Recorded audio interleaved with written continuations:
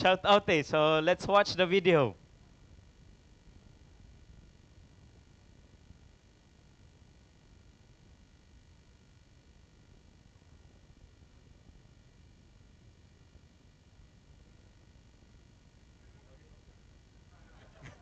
Mahina lang daw ta. Ganun lang talaga magsalita. Ayan. Rewind, rewind, rewind. Kala ko lang soft-spoken lang si Bishop. Hello my friends, Bishop Juni. Una, my apologies, no? Nawala ako diyan sa ating, well, how would I say this? Get together, dinner, planning or whatever sa upper room. Ganda nga nung concept na ginawa nila, upper room. Pasensya na kayo, si Bishop Juni, for whatever reason, siguro gusto rin ni Lord, wala ako dyan. Why? Because dito sa diocese namin sa San Pablo, we have now, ganitong oras din, ang aming launching naman, ang aming direction towards a diocesan pastoral planning para sa aming magiging diocesan pastoral assembly. Ang dami, ano, puro planning. But anyways, siyempre, kahit naman wala ako dyan, in spirit, I'm with you. Kasi kayo ang mga lodi ko eh. Kayo pati, mga talagang, I believe truly in the great impact you will have and are already having sa mundo ng digital no space kung saan nariyan na kayo eh. At nariyan na rin yung mga hamon sa inyo. You just came from the jubilee of social media influencers or Catholic social media influencers. Oh, wow. Ang galing nung pagkakapunta nyo doon and I'm sure the fire that was planted in your heart still burn right now. Ano na, sana itong inyong meeting, itong inyong dinner, your encounter right now with the new Episcopal Commission on Social Communication Chair, Archbishop Rex. Nako, mga kapatid, buo ang pagtitiwala ko kay Archbishop Rex sa galing, lalo sa organisasyon, and to accompany you in this mission of yours. Ang daming dapat gawin, ang daming dapat nating madala sa mundong ito, patungkol na rin sa pananampalataya natin. And the challenges that Pope Leo most surely gave to you during the Jubilee time that you've had with him last July would be more than enough right now. Pero syempre, aanin nyo yung mga planong yan kung hindi nyo gagawin concrete. So I hope at this juncture of that missionary zeal that you have, meron na rin kayong mga plano. And di lang yun. Uupo kayo ngayon magpaplanuhan ng sama-sama, magtutulungan, katulad ng lagi ko sinasabi siya, collaborate with each other.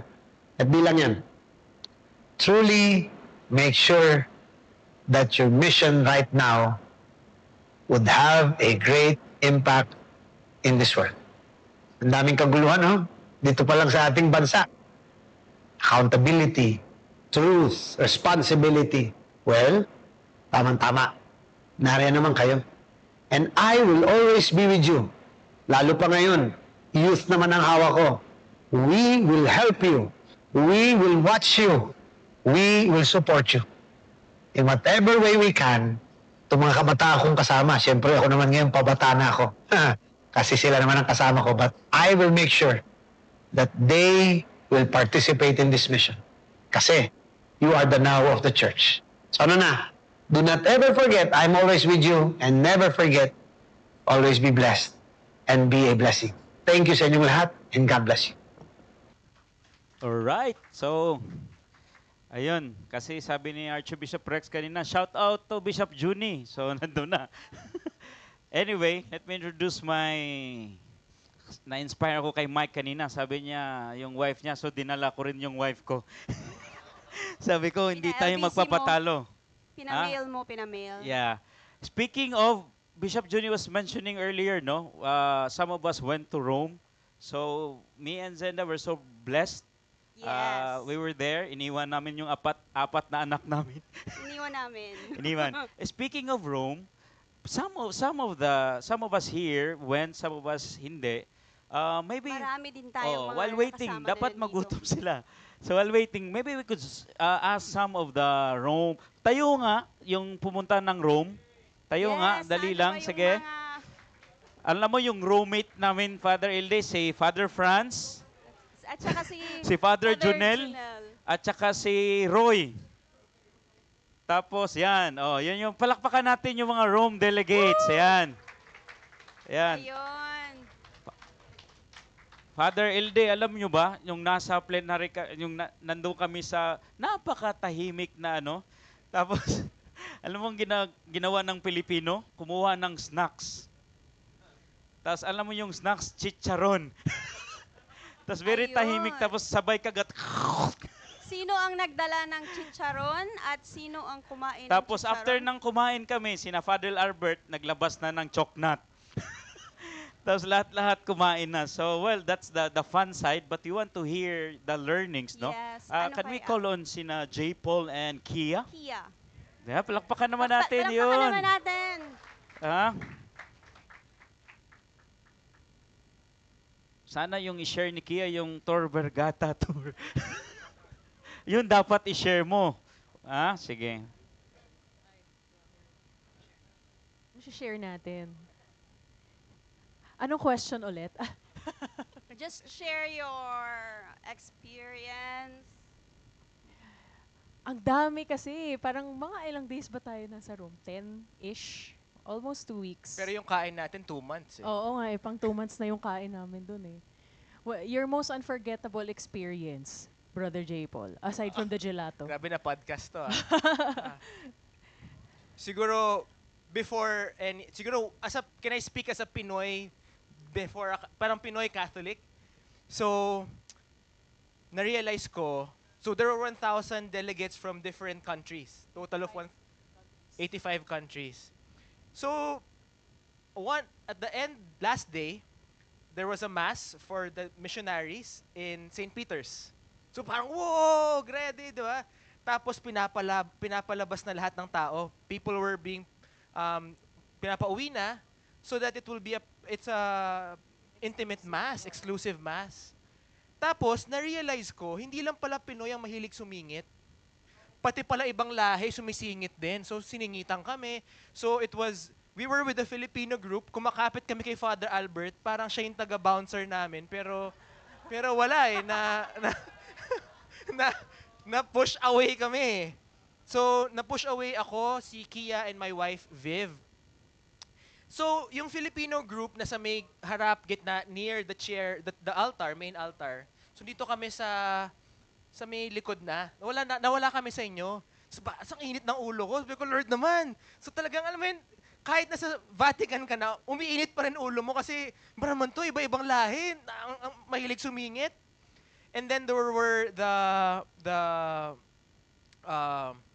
entrance of the priest, the bishop. So I saw sila Father Franz, si Father Albert, naglalakad, umiiyak na kasi everyone, it was the longest entrance I've seen, parang 3 minutes. And then Cardinal Chito was there. And then, so we were seated, kami tatlo, ako, my wife, si Kia, and then in front of us were Texans, Colombians, so halo-halo. Chapsuy. UN kami.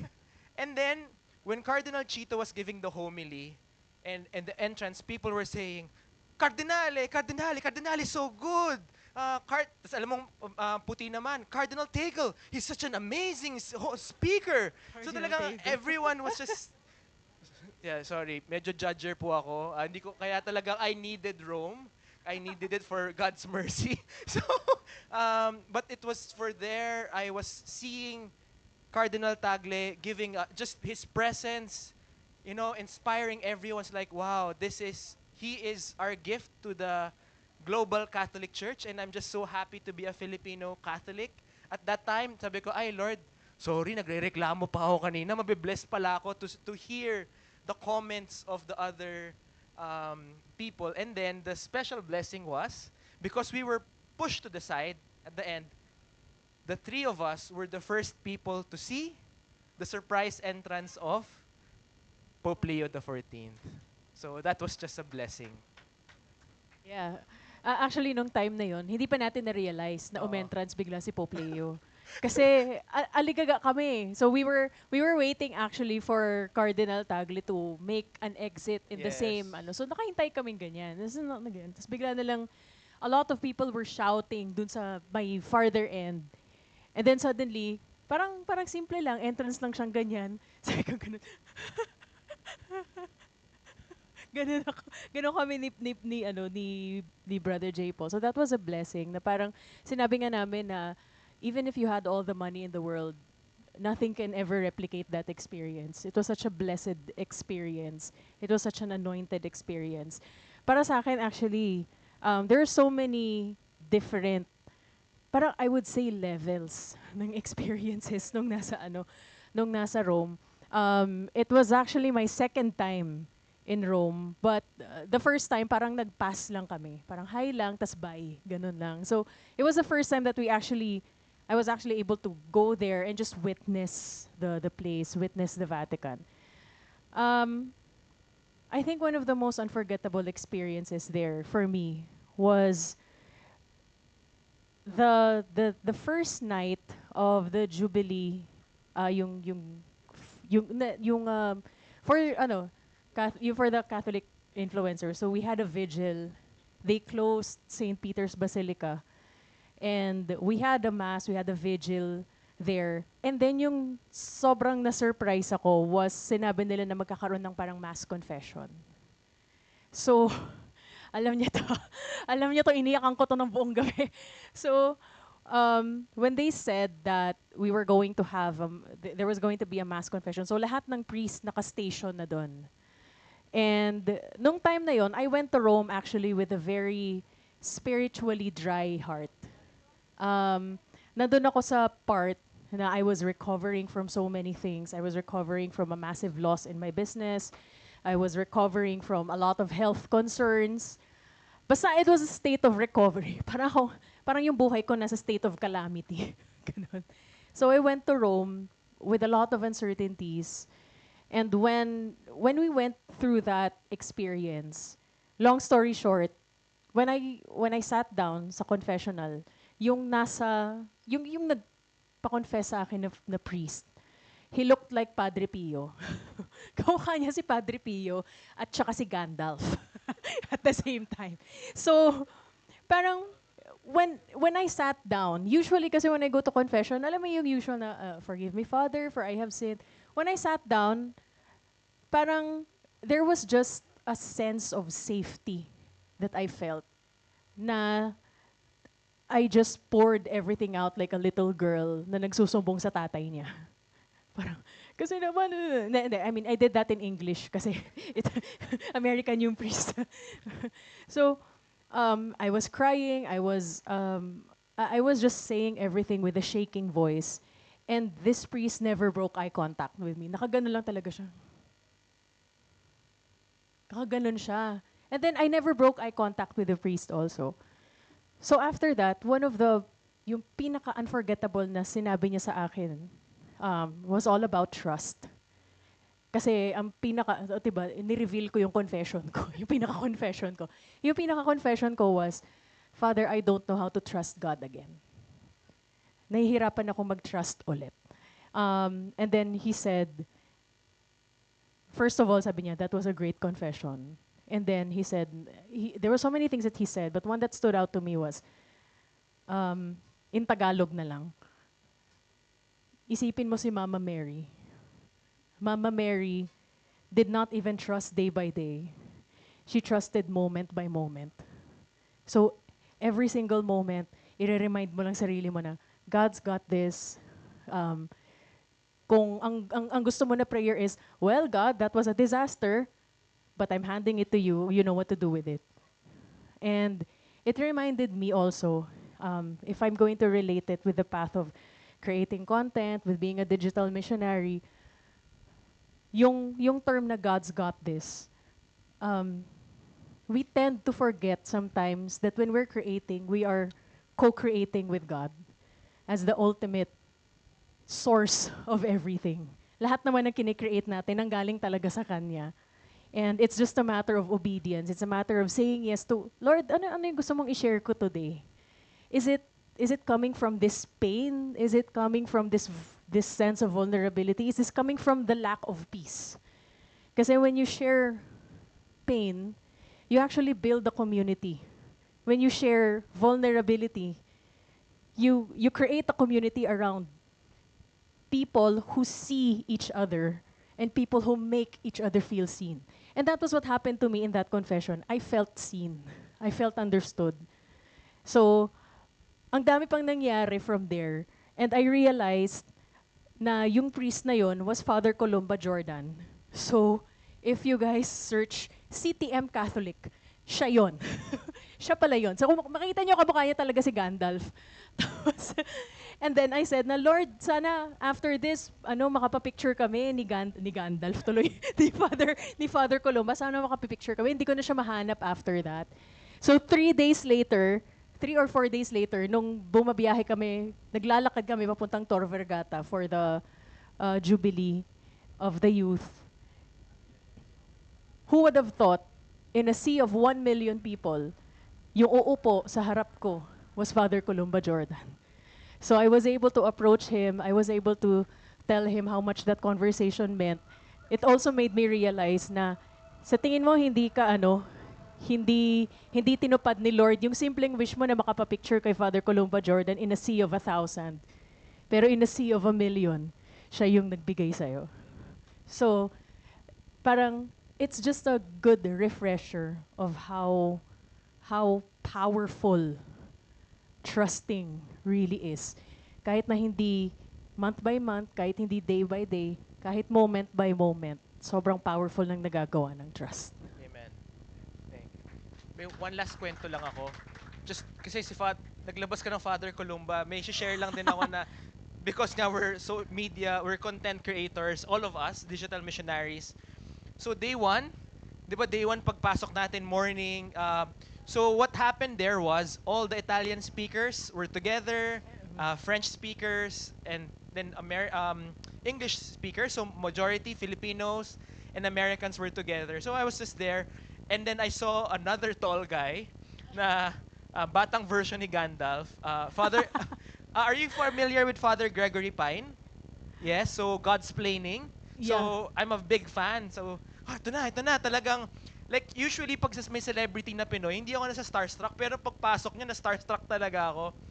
And then, he went in, and I said, Father Gregory, talagang lapit ako, Father, can I take a photo with you? And I said to him something very personal to me because I listened to his messages. Gusto niyo pong malaman? Yes? Yes? Are you sure? Okay, baka lang hindi kayo sure. Sabi ko, Father Gregory, thank you for what you teach online. Because what you teach, the Godsplaining content, I actually copy it, Father. And then I make it my own. And he laughed so hard, and he smiled to me, and he said to me, he held my arms, kasi parang anak niya ako eh. Talaga 6'4" siya eh, ganyan.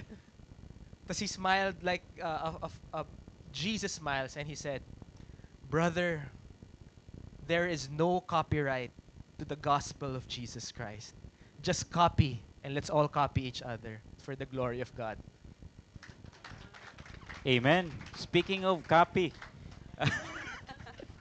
Thank you so much. Thank you so much. Gutom na ba kayo? Hindi, nag-snacks tayo earlier eh. Kayo talaga. Di ba, anong oras ang snacks? 5 p.m. 5 p.m. Ang dinner, 10 p.m. Few sharings lang na ano.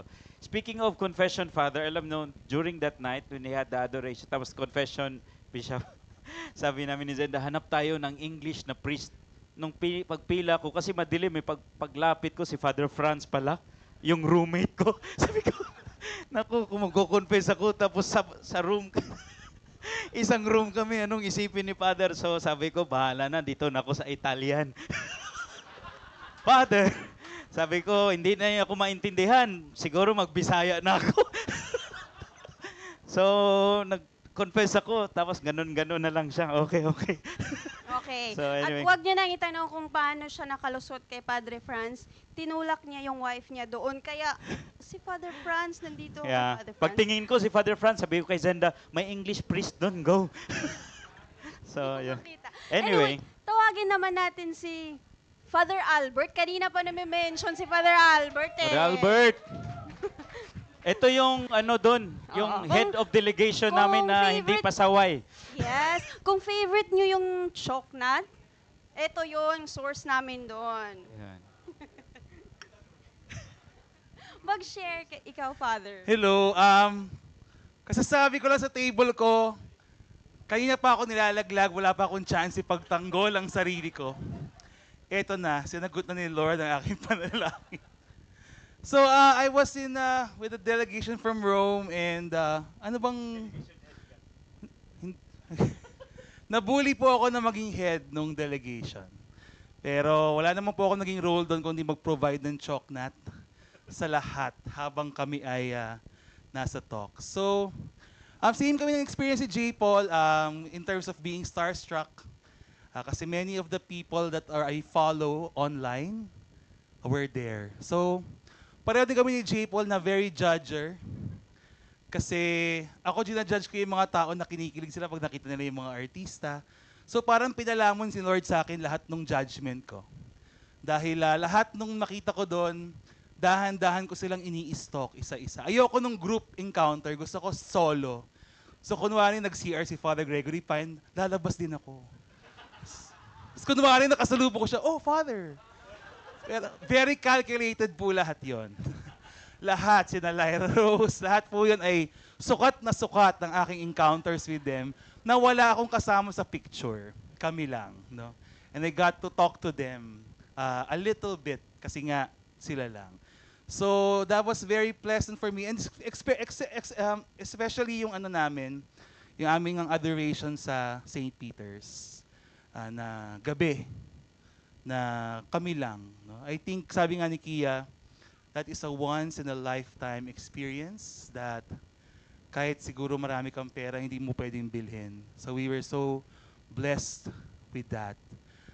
Although kasi hindi ko kasi first time dahil nag-stay kami sa Rome before, kaya pinaubaya ko na sa team yung front row seats. Actually, hindi nyo alam ata yun. Ako nauna doon pero binangka ko yung mga medyo nasa. Ginamit ko yung laki ko para hindi makaupo yung ibang tao. Tapos pinaupo ko silang lahat. So, doon ako sa likod. Sa second segment na ako umupo. Pero it was very, very moving for all of us.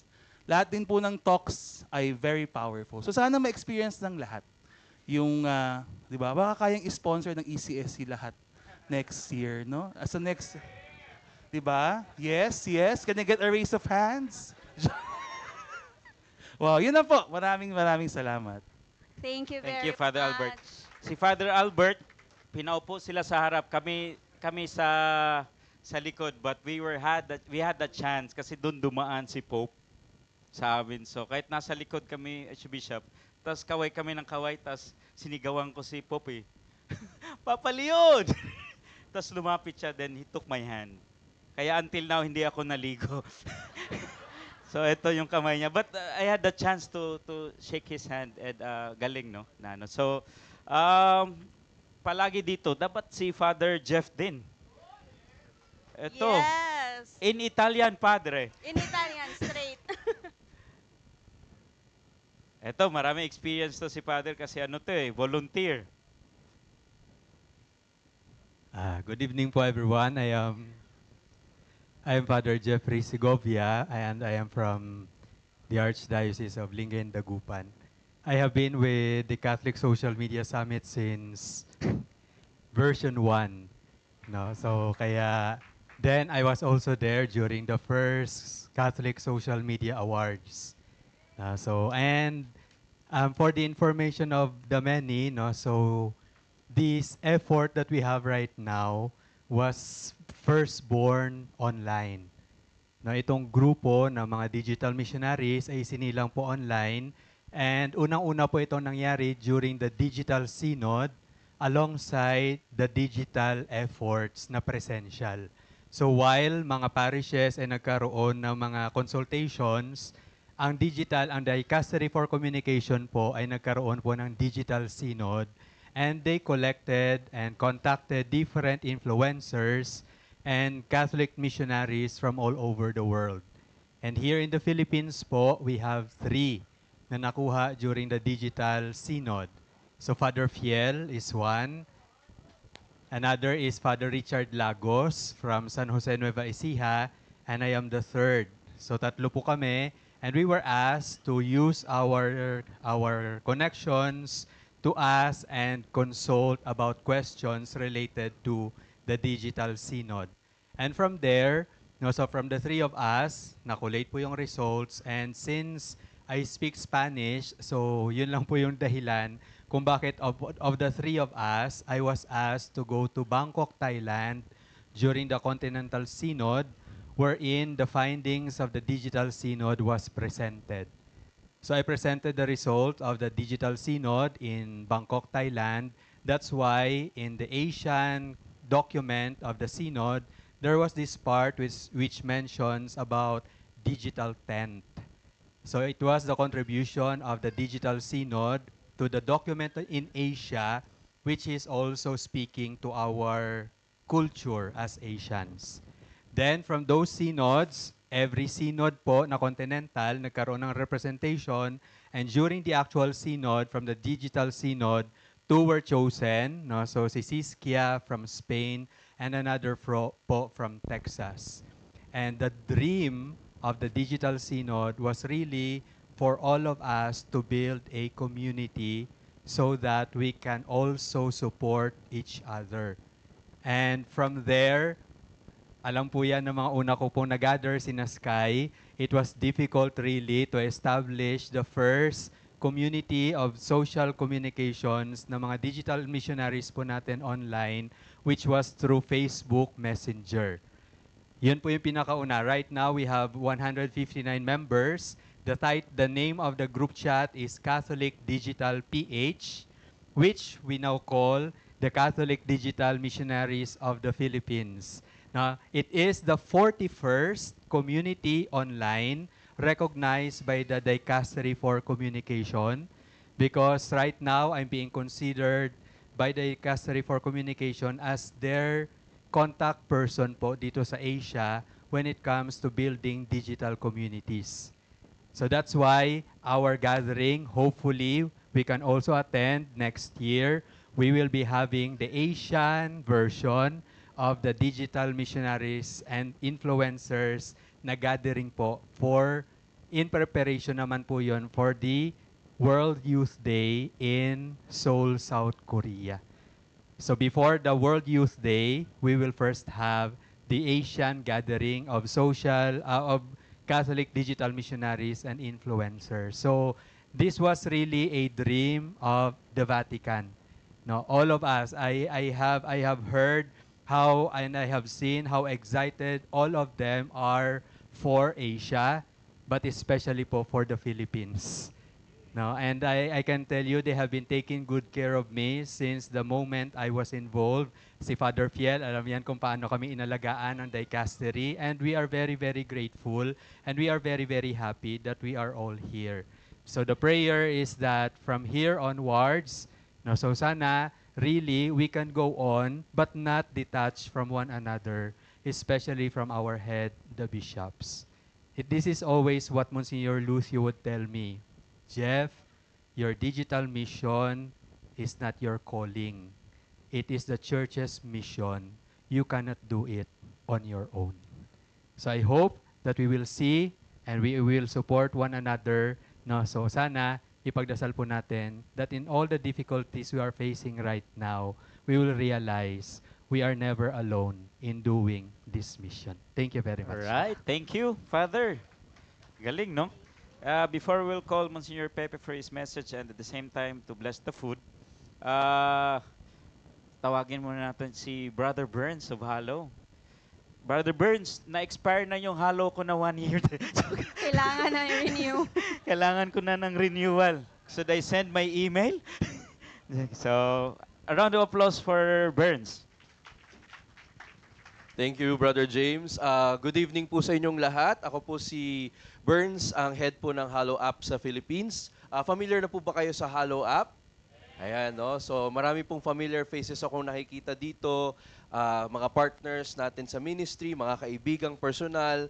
Bago ako mag-share about Halo, I also want to express my deepest gratitude to our Archbishop and to our Father Ilde, Monsi Pepe Quitorio, Ate Sky, everyone involved in this endeavor. Naalala ko po, 5 years ago, I started my own podcast, my online content. I used to be an anti-Catholic Protestant. Some of you may have seen my conversion story online. Sabi ko po dati sa nanay ko, sunugin natin yung mga statwa ng mga santo. No? Kasi hindi ko po naintindihan. I didn't have catechism. But then when I became a Catholic, a mentor was the one who pushed me to do online content. His name is Kirby Liaban. Ano po siya? I-search nyo rin po sa internet. Meron din po siya mga online content. And since then, I started yearning to learn from others how to create content. And I distinctly remember nung bago po ako nag-start ng podcast, I reached out to I thought a more established content creator. Wala siya rito, so don't worry, no. Sabi ko, bro, pwede ba akong magpatulong? Pwede ba akong makipag-collaborate sa iyo kasi I'm new to this, I'm new to apologetics, and he never replied to me, no. Kaya parang medyo nahirapan ako nung una kasi sabi ko, paano kaya ang content creation kung nag-iisa ka? Pero ngayon nakikita ko ang daming content creators para sa simbahan dito sa bulwagan natin ngayon at palakpakan natin ang Panginoon kasi meron na tayong community na maaasahan. And that was 5 years ago when I started with Unboxing Catholicism, my podcast. 4 years ago naman po, almost 4 years ago, I started working at Halo, which is now, thanks be to God, the #1 Catholic prayer app in the world. When I started, alam niyo po ba na nasa 400,000 po ang mga Pilipino na gumagamit na ng Halo app. Ano pong ibig sabihin? No? Na-realize po ng team namin na natural na po pala sa ating mga Pilipino yung pumunta sa digital space para pagyabungin at palalimin ang ating pananampalataya. So, nung na-hire po ako ng Halo as the head of the operations in the Philippines, my mission was to build a Catholic prayer app for Filipinos by Filipinos. No, so ngayon, makikita nyo sa Halo App, may mga content na po na Tagalog. Nagsimula na po tayo sa content natin sa Cebuano. Maraming salamat po sa Archdiocese of Cebu sa pagtulong sa atin. Pero mga kaibigan, hindi pa po dyan natatapos ang lahat. Ilan po ba lahat ng Filipino sa buong Pilipinas or sa buong mundo? Nasa 127 million, no? So sabi ko po sa inyo, nung nag-start ang Halo producing Filipino content, ilan po yung users? 400,000. As I stand here before you, as I testify right now as we speak, we now have more than 2 million Filipinos who pray with Halo. Nakakakilabot po kasi minsan sa trabaho, kahit mag-isa ako sa room, nare-realize ko na kahit ano palang pindutin ko dun sa dashboard namin, more than 2 million Filipinos can read that push notification, can read that content that Halo app produces. And nare-realize ko po ng all the more that this digital tool that we have to help people pray is very crucial. Kaya po, I'm very happy for this community and I want to involve all of us in this room, no? Halo is not going to be possible without your support, either as users, subscribers, or even as partners. That's why for 2026, I am happy to announce that we are going to ramp up the production of our Filipino-based content. Ang vision ko po sa Halo is hindi lang Tagalog at Cebuano ang nandito. Nandyan na rin po ang Kapampangan, nandyan ang Ilocano. Lahat po ng spiritualidad natin dito sa Pilipinas ay mailagay natin sa digital app na ito. Dahil po, ito yung ginagamit ng mga kabataan ngayon para hanapin ang Panginoon at para mahanap ang kanilang sarili. No, so I'm here to thank all of you, and as a token of appreciation from Halo app, I brought here some free Halo hoodies, no? And Halo pens. How I wish I could have given everyone. Medyo limited lang po ang ating supplies, no? Later, after dinner, you can go to me on that table or registration table to get your free Halo hoodies or Halo pens. Pero more than that, dear Catholic brothers and sisters, I think yung call to action ko is I want to involve all of you in making Halo the best Catholic prayer app in the service of the church. Kasi we don't want to work independently. Halo wants to always be in community. Tayong mga Pilipino ay merong magandang pananampalataya. We have a unique spirituality. And sabi po kanina ni Monsignor Lucio, di ba, as content creators, mahalaga po yung ating spiritual lives. I remember what Saint Jose Maria Escriva said, when we evangelize, we have to be contemplatives in the middle of the world.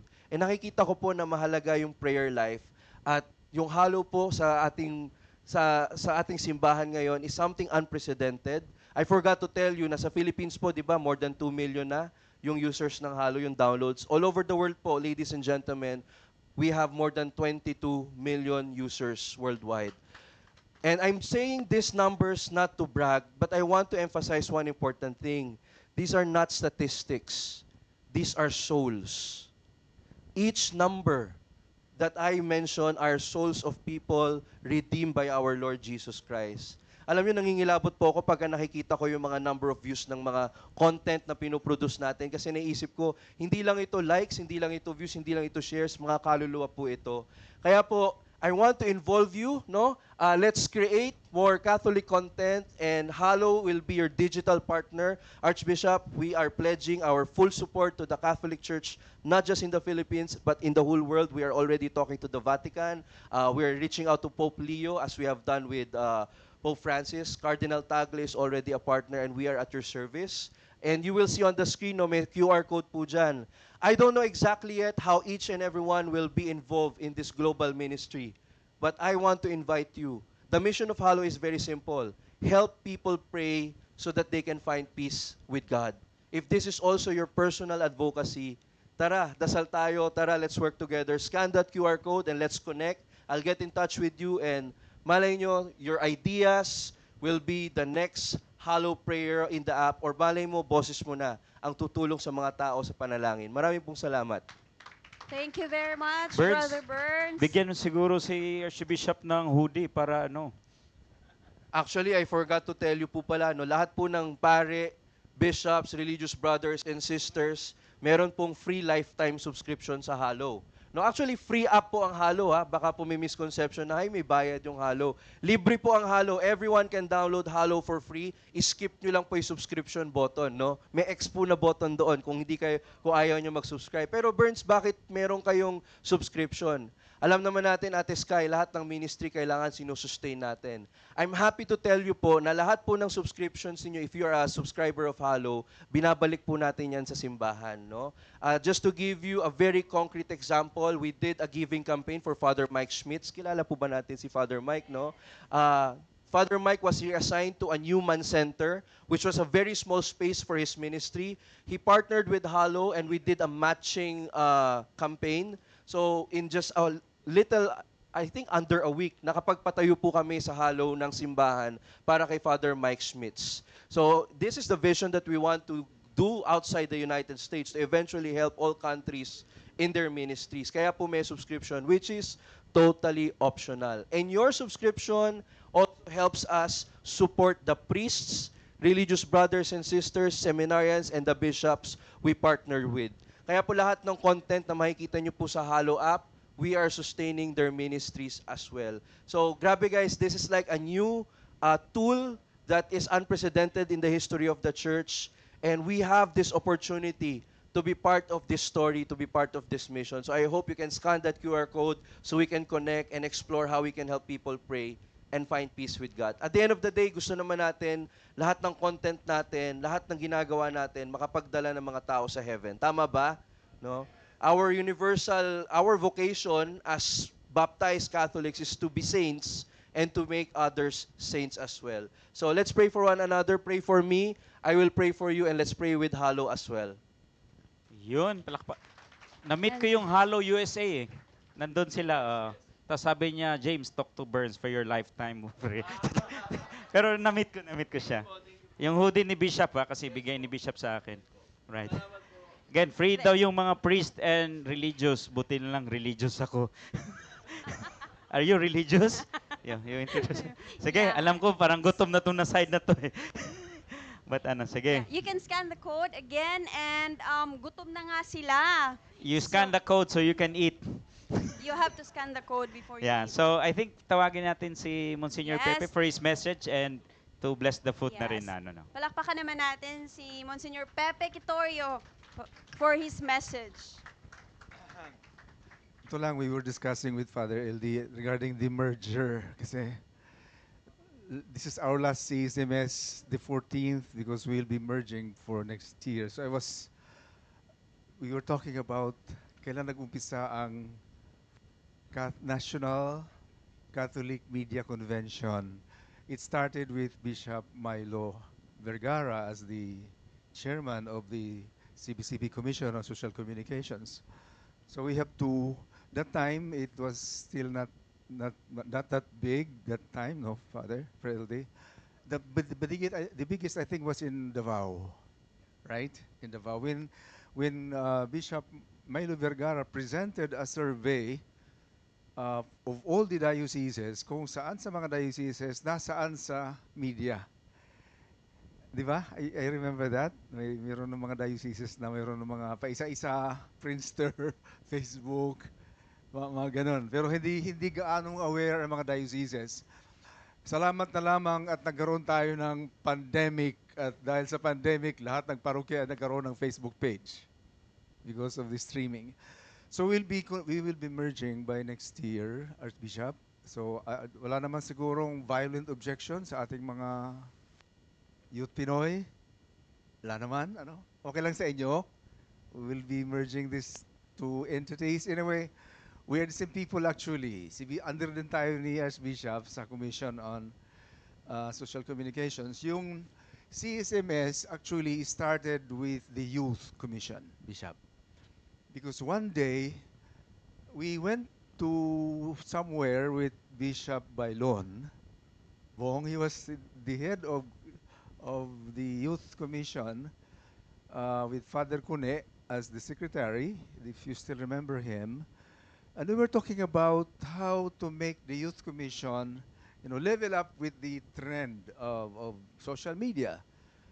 And so itong mga Youth Pinoy na it was launched in UST by the Apostolic Nuncio himself sometime in 2000, Sky, kailan ba yun?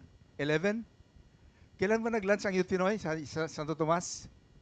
2010. So ang first project nila with Bishop Bailon was the CSMS. Kaya when we started, kasama namin ang Youth Commission. Pero along the way, dahil sa priorities ng Youth Commission, nagkahiwalay, nag-fall out. So maybe, siguro si Bishop Juni, isama na naman na natin yung Youth Commission because ang Youth Commission talaga are the ones, di ba? Parang si Carlo Acutis kanina, the missionary for the youth, pero ang kanyang mga kasamahan matatanda lahat. Bakit sabi ko, ba't matatanda lahat ang kasama ni Carlo Acutis? Hindi mga youth. Friendster pa. MySpace. Friendster pa. So ganun po. So we will be merging it. We will be having meetings with Father LD and Archbishop. We will have to meet many times. We want to make it rather bigger to have more influence. Okay? Gustong-gusto ko yung mga sharing kanina. Yung lalong-lalo na kay Father Junel na isa lang ang nanonood kay Archbishop Palma. Hindi naman isa, Father Junel. I don't believe that. Marami yon. So the gospel today is very, very good because the flesh ba yun? Ang sabi mo kanina? Suffering flesh. I think the biggest suffering today is what the gospel told us this evening. The blind man. The blind man. The blind man, I would like to see it as something like ang tao na nasa maling perspective. Maling perspective. Can you imagine if I am a media influencer and I have a wrong perspective? Maling punto de vista. Which is happening today. Sobrang daming tao na nasa kadiliman. Marami. If you go to the gospel, I think it's in Matthew, kalimutan ko na.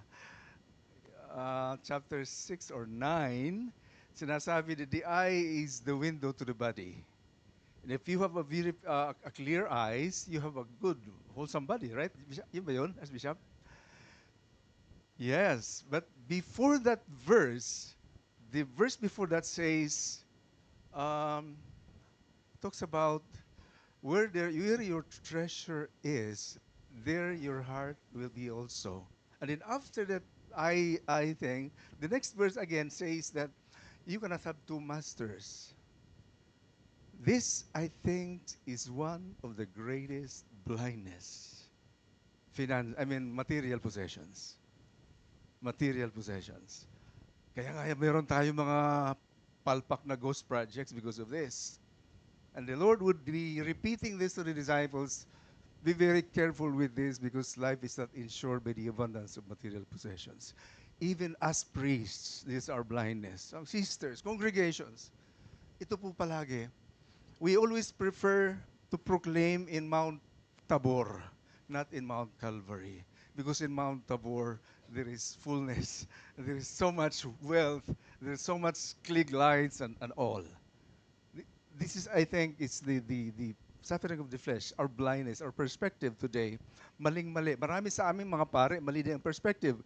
Kaya how can I be an influencer doing blogs, doing posts na maling perspective?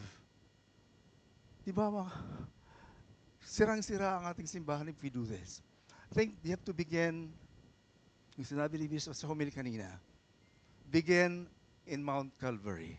Because conversion does not happen in Mount Tabor. It happens in Mount Calvary. Let us all stand. In the name of the Father, and of the Son, and of the Holy Spirit, amen. Father, thank you very much for this occasion. Thank you for the bounty that we shared in the Holy Eucharist. Thank you very much for the fellowship, which is also bounty. Thank you so much for this food that we are about to partake. As we pray together, bless us, O Lord, in these thy gifts which we are about to receive from the bounty through Christ our Lord. In the name of the Father, and of the Son, and of the Holy Spirit. Thank you, Monsieur. Just to manage para hindi magulo siya, this side will go first, tapos yung the other side can you go out? Tapos doon na line, tapos parang ganun. Para, kasi kayo yung pinakamaingay dyan eh. Si Father Alberto gumaganon. Sige, can we start here para ma-manage lang natin? Sige. Tapos sina Bishop, baka pwede na lang dalhan dito. Let's serve our priest. Yun yung sabi ni Monsignor eh. Connect with your bishops. And ano. Sige. Sister, you can go ahead, sister.